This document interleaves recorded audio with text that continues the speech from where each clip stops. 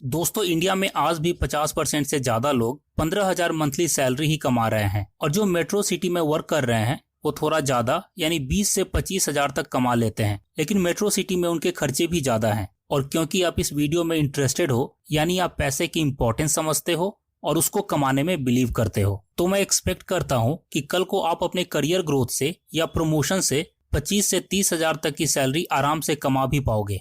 लेकिन ये भी सच है कि घर के खर्चे में ये इनकम भी कम पड़ती है और जैसे हमारी सैलरी ज्यादा होती है हमारे खर्चे और रिस्पॉन्सिबिलिटी भी बढ़ती चली जाती है। फिर ये कैसे पॉसिबल है कि हम कम सैलरी के अमाउंट से अमीर बन पाएं? दोस्तों ये बिल्कुल पॉसिबल है अगर आप अजय की तरह पैसे के इस रूल्स को फॉलो करोगे। और देखो दोस्तों, अगर आपको कम सैलरी में अमीर बनना है तो आपको ये इम्पोर्टेंट बात समझनी होगी कि जैसे पेट्रोल के बिना आपकी बाइक या कार किसी काम की नहीं होती, वैसे ही सेविंग और इन्वेस्टिंग दोनों के बिना अमीर बनना भी मुश्किल ही है। इसलिए अजय जो अभी 30 साल का है और 25,000 की जॉब करता है, उसने ये फिक्स किया है कि वो अपने सैलरी का 30% हर मंथ सेव करेगा, यानी वो हर मंथ 7,500 रुपए सेव करेगा। वहीं उसका फ्रेंड कुणाल जो सेम एज का है लेकिन वो 30,000 की मंथली सैलरी कमा रहा है और उसने अपनी सैलरी से 5% हर मंथ सेव करने का फिक्स किया है, यानी उसकी हर मंथ की सेविंग 1,500 होगी। अजय ने अपने घर के खर्चे को और सेविंग को मैनेज करने के लिए साइड वर्क भी स्टार्ट किया है और वो हर दिन 1 आवर फ्रीलांसिंग में देके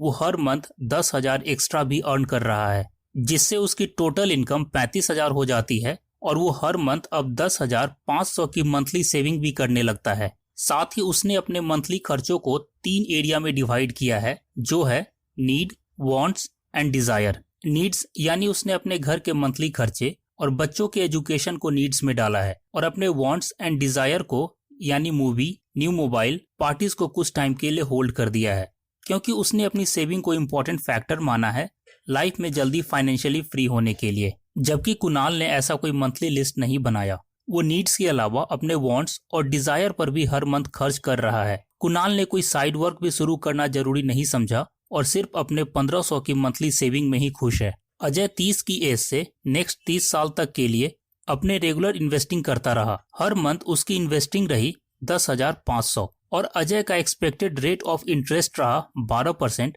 तो अजय ने 30 साल में टोटल इन्वेस्ट किया 37,80,000 रुपए और टोटल इंटरेस्ट अजय को मिलता है 3,32,84,094 रुपए। यानी अजय की टोटल फ्यूचर वैल्यू होती है 3,70,64,094 रुपए। वहीं कुणाल ने 30 की उम्र से नेक्स्ट 30 साल तक के लिए अपनी इन्वेस्टिंग जर्नी स्टार्ट रखी। हर मंथ उसकी इन्वेस्टमेंट रही 1,500 रुपए और कुणाल का एक्सपेक्टेड रेट ऑफ इंटरेस्ट रहा 12%। तो कुणाल ने 30 साल में टोटल इन्वेस्ट किया 5,40,000 रुपए और टोटल इंटरेस्ट कुणाल को मिलता है 47,54,870 रुपए। यानी कुणाल की टोटल फ्यूचर वैल्यू होती है 52,94,870 रुपए।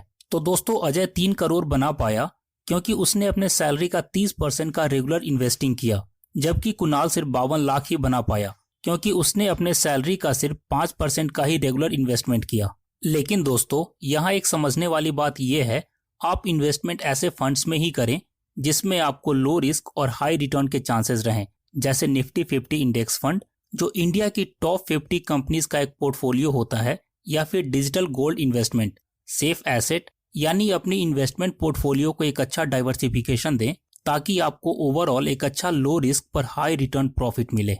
साथ ही दोस्तों आपकी रेगुलर इन्वेस्टिंग ही आपको कंपाउंडिंग इफेक्ट के जरिए इतना अमाउंट बना के दे सकती है।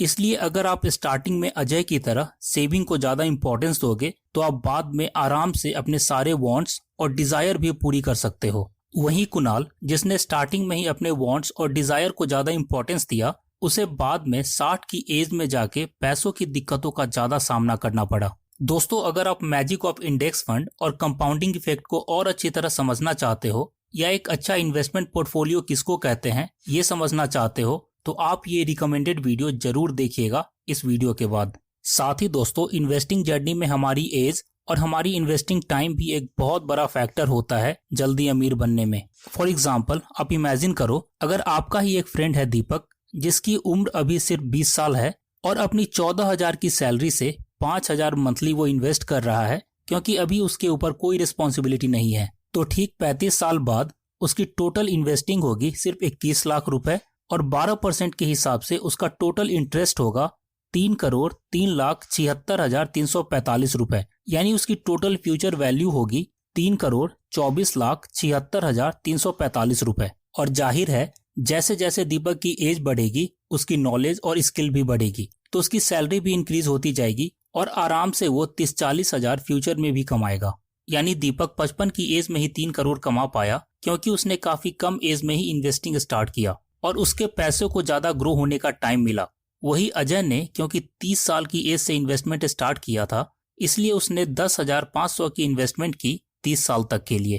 इसलिए दोस्तों ये जरूरी नहीं है कि आप बड़े अमाउंट से इन्वेस्टमेंट स्टार्ट करें, आप स्मॉल अमाउंट से भी इन्वेस्टमेंट स्टार्ट कर सकते हो। और अगर आप अभी यंग हैं तो ये टाइम आपको एक अच्छा इन्वेस्टमेंट अपॉर्चुनिटी देता है। बहुत से लोग सोचते हैं कि जब उनकी सैलरी 50 से 60 हजार हो जाएगी तब वो इन्वेस्टमेंट स्टार्ट करेंगे और अमीर बन जाएंगे, लेकिन ये सही नहीं है। अमीर बनने के लिए आपको पेशेंस, डेडिकेशन और रेगुलर इन्वेस्टमेंट की जरूरत होती है, क्योंकि जब आप लेट इन्वेस्टमेंट स्टार्ट करोगे तो आप अचानक से अमीर नहीं बन जाओगे। इसलिए ये बोलना गलत नहीं होगा कि सिर्फ सैलरी से अमीर नहीं बना जा सकता है। अमीर बनने के लिए आपको अपने पैसे को सेव और इन्वेस्ट भी करना होगा लॉन्ग टाइम के लिए, क्योंकि इन्वेस्टिंग के ही जरिए आप अपने पैसों को टॉप कंपनीज में लगा के उनके ग्रोथ के साथ खुद भी एक अच्छा अमाउंट बना सकते हैं। जैसे अगर अजय ने भी ये सोच लिया होता कि यार 25 हजार की सैलरी में इन्वेस्टिंग पॉसिबल नहीं है या मेरे पास एक्स्ट्रा इनकम निकालने के लिए टाइम नहीं है, तो आज वो 3 करोड़ रुपए का मालिक नहीं होता और वो शायद 50-55 की एज में जाके ये सोच रहा होता कि यार मुझे कम सैलरी में ही इन्वेस्टिंग करनी चाहिए थी या कोई साइड वर्क कर लेना चाहिए था। और दोस्तों आपको अपने पैसे को ग्रो करने के लिए किसी रिस्की स्टॉक या कंपनीज में पैसे लगाने की जरूरत नहीं है।